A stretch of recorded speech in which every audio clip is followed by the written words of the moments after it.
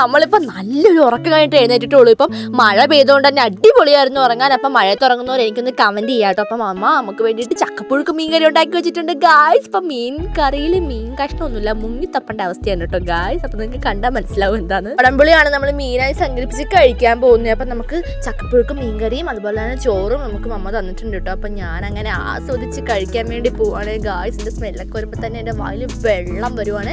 ഇപ്പം തന്നെ ചക്ക സീസൺ ആയതുകൊണ്ട് തന്നെ ഫുള്ള് ചക്കയും കൊണ്ടുള്ള മേളായിരിക്കും. അപ്പം എൻ്റെ ഒപ്പം പൈങ്കിളി ഇരുന്ന് ചക്കപ്പുഴുക്ക് കഴിക്കുന്നുണ്ട്. അപ്പം പൈങ്കിളിക്ക് മുഖം കാണിക്കാൻ ഭയങ്കര ഷൈ ആയിരുന്നേ.